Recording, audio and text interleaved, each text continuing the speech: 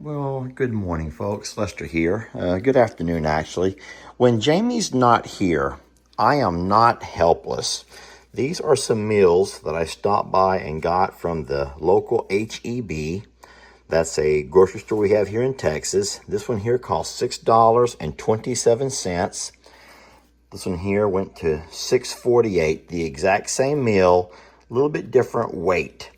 What I'm going to do is cook these in the air fryer today. So I need to remember how to do the air fryer. I think I go preheat, start, and I'm going to go air crisp. Start. So now I'm preheating. While that is preheating, I'm going to take myself a knife and cut the plastic off of these things. Guys, what I'm actually eating here today, and I will not have the entire thing here for my lunch, but I'll eat some now, and then I'll also take the rest over to the JL Ranch when I go tonight. And I'll end up having myself a delicious lunch and leftover dinner. And it's going to be delicious. Right now you really can't tell, but what this actually is shrimp scampi. It's a shrimp scampi, and it's going to be cooked over some kind of a noodle, maybe some kind of a, I'm not sure the kind of noodle, but you can see it's already seasoned. There's already your butter and all that you need. And then the beautiful thing is these cook in just a few minutes. So all the directions are right here if you don't know what you're doing. And I will say one last thing. There's a lot of people who freak out, y'all. They just totally freak out when they see anybody eating things from the can or prepackaged. But I'm not one of those guys. To each his own. I don't judge what you eat or how you cook it or anything else. I'm just showing you a fast and easy way, and I do believe that whenever it's all ready and done, and I take these out of these containers and put them into my plate, there's not a one of you who's going to sit there and complain that there's too much this or not enough that, or there's no gluten-free or anything else, okay? Anyway, you guys wait a minute, let this preheat, and then we'll get these on there, and I can't wait to show you the end result.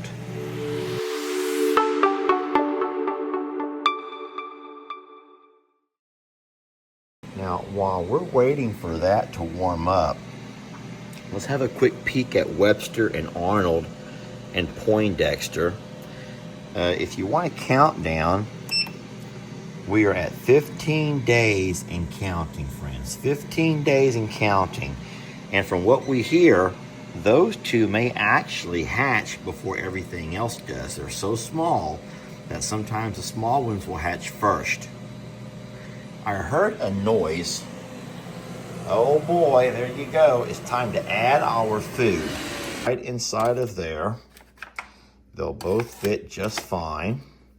Close it back down. And there we go. Guys, we are on a countdown of 19, let's just say 20 minutes, and we're going to be ready to eat. During that 20-minute countdown while our lunch is cooking, let me walk outside and show you guys the progress we've been making on our chicken yard. Jamie's chicken yard. First of all, I'll turn around and show you our halfway house. These chickens are so darn funny. They have access to come out into the yard and do all that they want to do. The door is wide open over here. Guys, their door is wide open. But even these guys are smart enough to know that when during the heat of the day, let's just hang out inside where it's nice and cool. This is my Terrence over here. He's mine, Terrence. And right behind him is my Peapat. And now they all want to come out and say hi. Come on out if you want to. The door's been open the whole time. You don't have to come. Come on. Y'all want to follow me around a little bit? They're like, we feel a lot safer if you're out here. Not to worry, friends. All of our dogs are inside, but we only have one dog who we worry about. and that's Christmas. The cats are fine. The cats don't bother them one bit. We have a lot of outside cats, a lot of barn kitties, and our cats are wonderful. Look what our chicks, though, have done to all of these bulbs and plants, flowers that Jamie has over here. You guys want to come on out and hang out with me for a little bit? I normally will sit in that chair in the shade and use my phone while I watch them just kind of graze around or scratch around, whatever you guys call it. But today I'm going to walk over and show you our chicken area. Now, I'm going to just guess and say we probably have about a week. But because we have rain coming this weekend, we do have rain coming Easter weekend, we will probably just have to wait till that rain clears out and then move our chickens over at that point. I'm a little bit nervous about this. You guys know that Miss Pat, our neighbor, lost a chicken here a couple of days ago during a daytime attack. I know, a daytime attack. I'll also say that we've been in no rush to get this thing going. We're excited about it, but we're not killing ourselves trying to make it happen like right now. We got all of our posts in the ground. They're all at about 9.5 foot tall. We also have a net that's going to go across the entire top, and that net is going to staple to these posts, and then it's going to drape down all the way to the top of our fencing, where we'll also staple it. Now, as far as our gate goes, we will have a net that comes down. We'll have us a gate over here, but what we're going to do right at our gate is put us an archway using a cattle panel. So that netting will come down the cattle panel and drape over that. And so when we walk in from right here, we may have to slightly duck, walk over and open our gate. And then from when we're under here, we will be enclosed in the netting. So there's not going to be much chance of our chickens either growing wings and flying away or any predator birds flying in. Because we have a very thick canopy, it's very unlikely anyway to have those kind of things flying in. I think our biggest worry might be raccoons coming in at night and trying to get inside here. But I told Jamie, I think if we were smart, I really do think if we were smart, we would leave Millie or Fiona inside here with the chickens overnight, at least for a while. Now, what we're hoping our chickens will do is learn to make their way up into their box towards the afternoon hours. So what we can do is come by and move the little step, and every night close them in. And so they'll be completely safe inside of here. There's no raccoon going to get inside here. They have pretty little windows we can open if it's hot with screens, but I don't think that we'll need to. I think this is going to be locked. We haven't unlocked that yet. But I do believe that inside here, they'll be nice and safe throughout the night. And then every morning we come by and simply open the door. Once they get big enough, they'll just jump right out, which will be funny. But while they're young, they can still walk right up their little ramp to get in and out. They do have a nesting box, so throughout the day, they will go in on their own. Ooh, that's heavy. They'll walk in on their own to do their nesting. We'll come by and gather their eggs right through here. So this is going to be a really great setup, and I'm excited about it. But I do feel like, or at least I hope, it'll be safe enough for them without fox or other things coming around. I do think the key is going to have a good guard dog in Millie and Fiona who's going to watch them for us. Our girls are really good, but like I said, Miss Pat, our neighbor, did lose a chicken recently to a predator, and so we'll have to figure out what we need to do to keep all of our babies safe. So this is our chicken area, and like I say, we already have the net to go over. I'm just going to need help.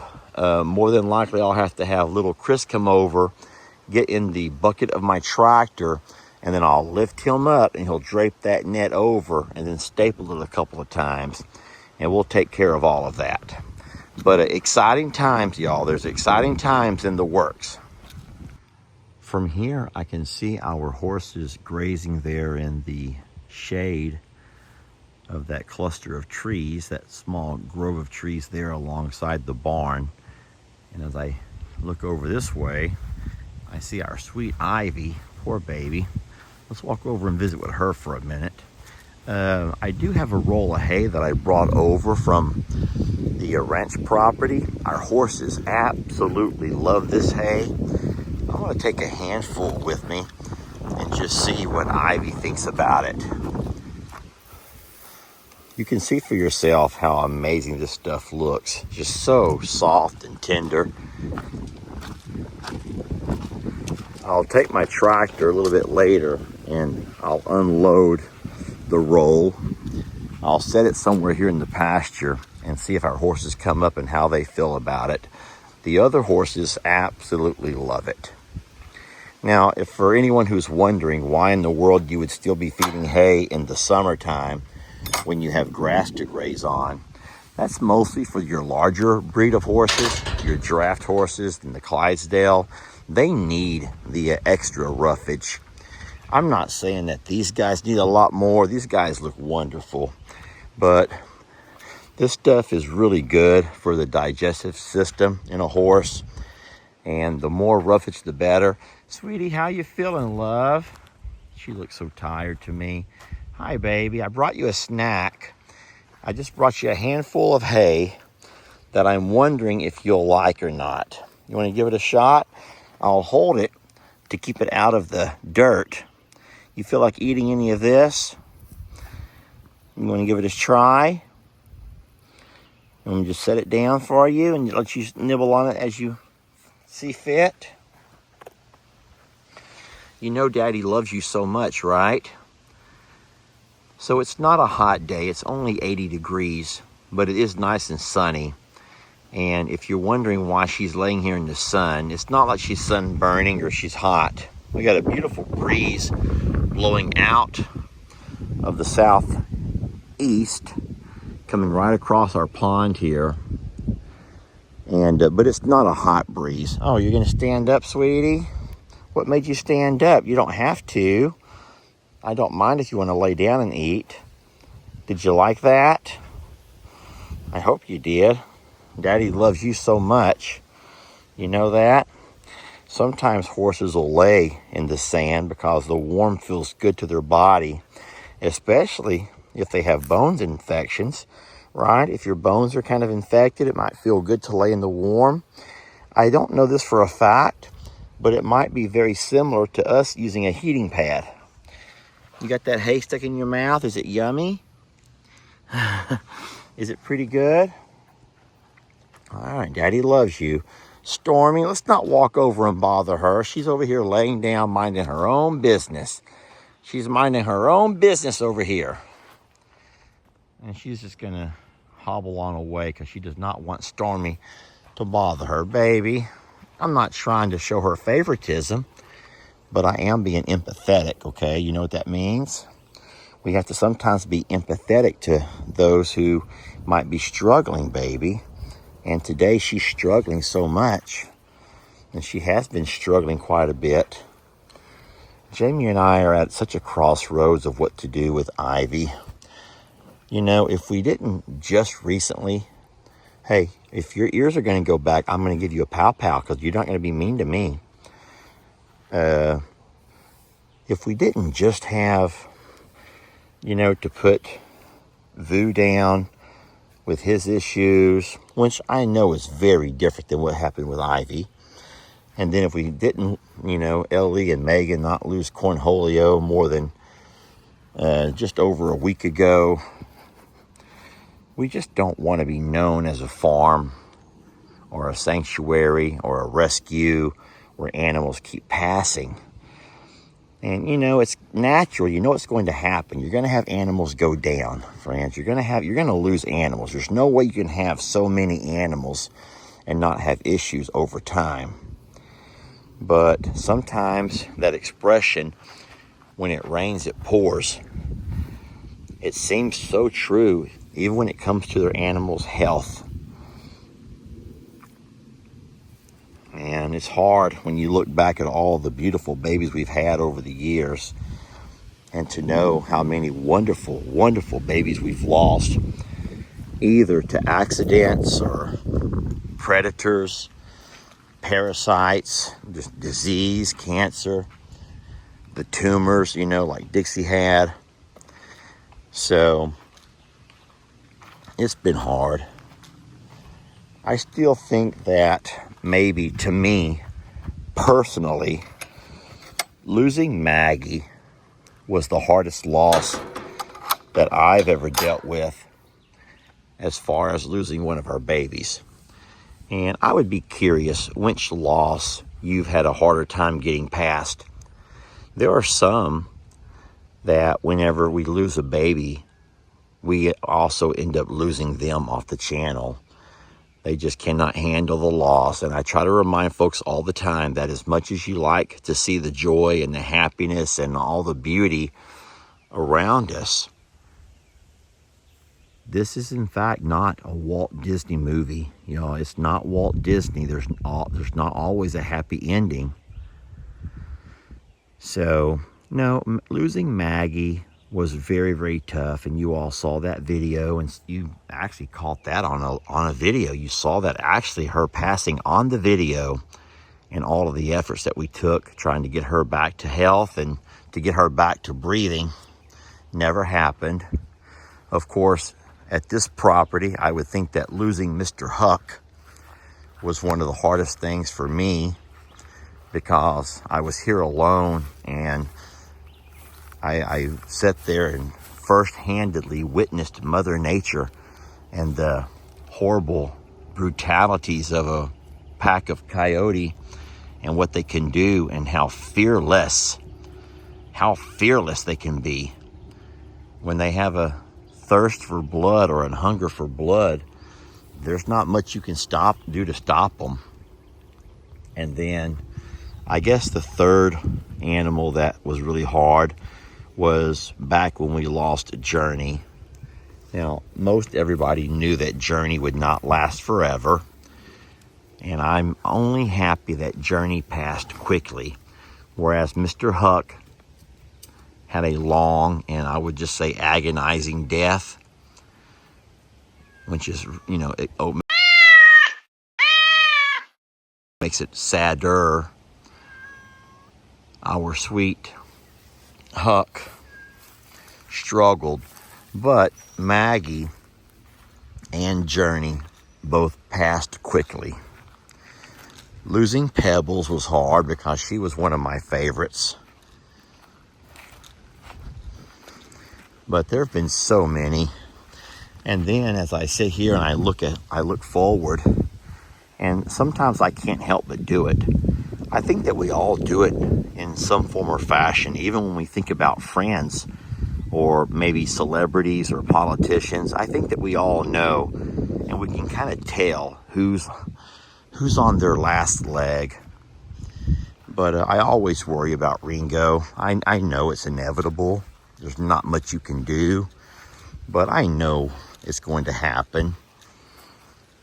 And that saddens me to think of that day.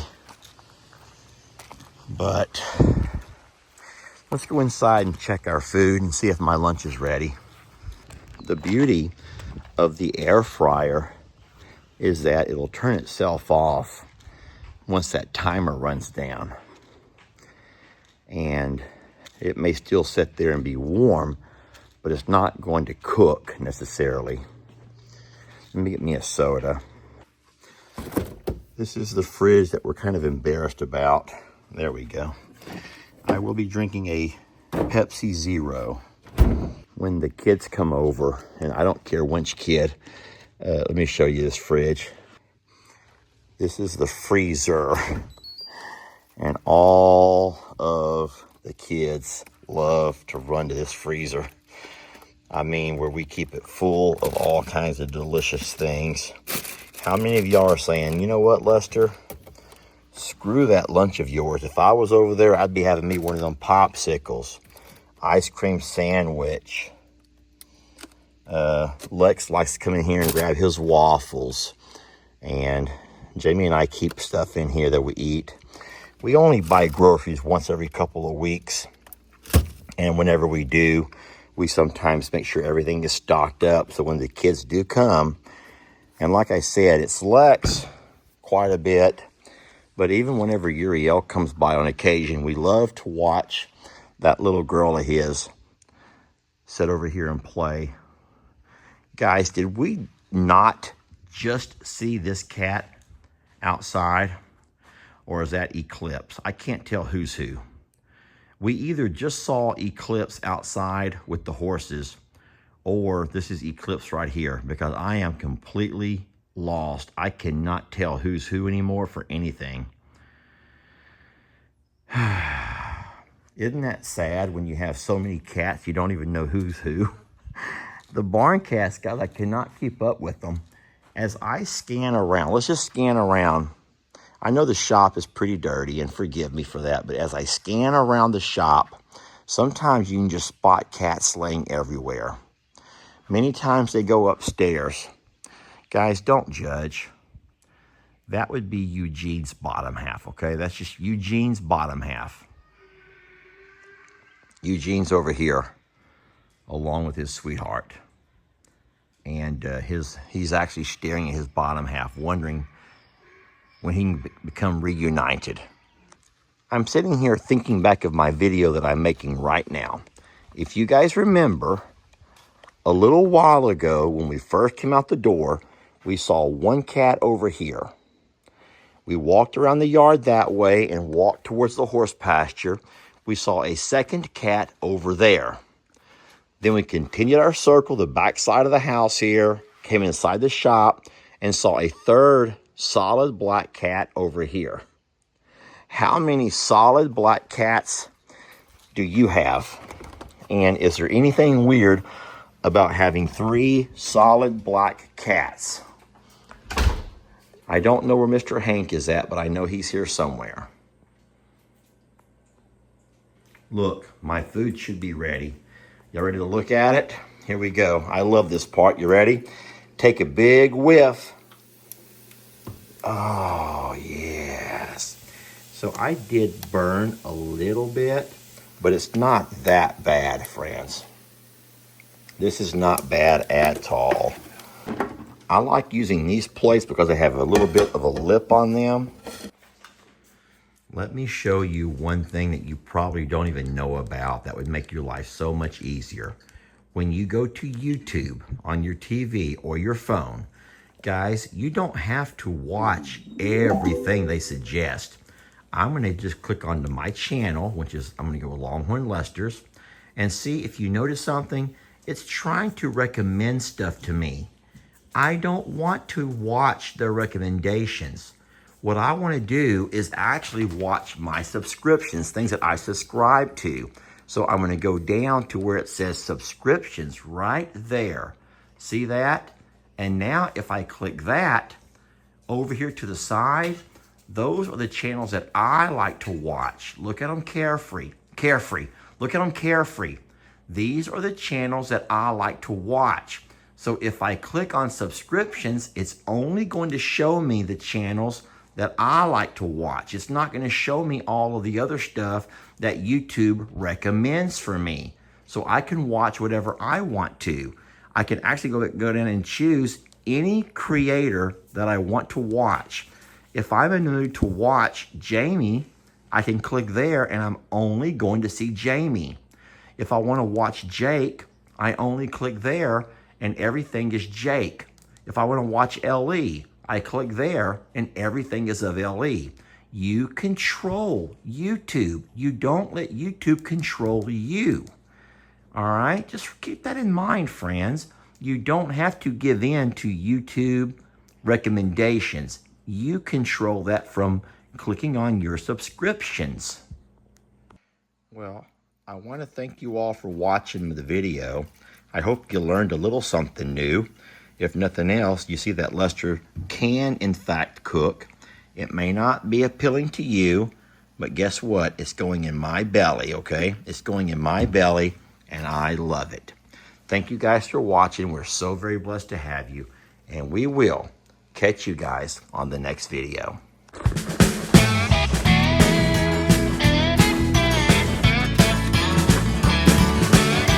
Don't let your troubles fester. Come watch Longhorn Lester. Yeah, something like that.